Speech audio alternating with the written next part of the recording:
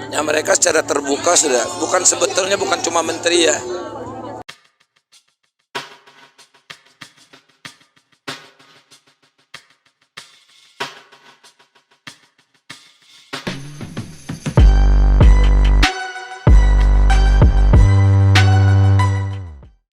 Ya di dalam tidak diragukan lagi, makin mencuat ketidakpuasan. Dan puncaknya tatkala Pak Jokowi mengusung anaknya jadi wapres. Jadi itu batas toleransinya. Ya mereka secara terbuka sudah, sebetulnya bukan cuma menteri ya. Ada pejabat gubernur juga yang seperti itu.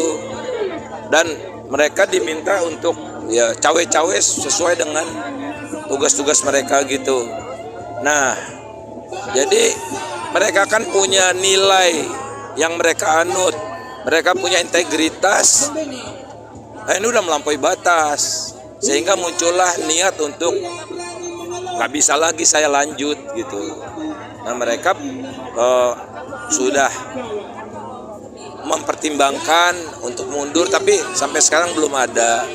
Mungkin nunggu momentum, mungkin mereka akan bersama-sama, tidak sendiri-sendiri, kita tidak tahu. Nah, tugas kita masyarakat ini, kita sambut mereka, kita dorong mereka untuk menjadi bagian dari kebenaran itu, untuk hijrah keluar dari kerangkeng yang isinya harimau melulu itu gitu kan, kira-kira begitulah. Menteri yang menurut Bapak yang siap mundur ini siapa, Pak? Kalau dilihat dari integriti segala macam itu, ini bukan, saya tidak pernah bicara sama menteri-menterinya. Ya Bu Sri Mulyani,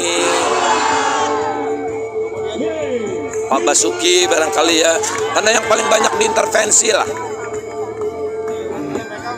Menteri-menteri itu yang sebenarnya juga kalau memang ketidak netralan Pak Jokowi itu udah siap untuk keluar gitu Pak ya?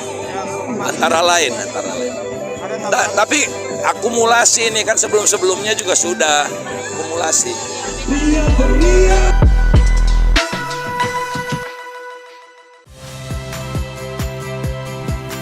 Saya Tifa Solesa. Saksikan program-program Kompas TV melalui siaran digital, pay TV, dan media streaming lainnya. Kompas TV, independen, terpercaya.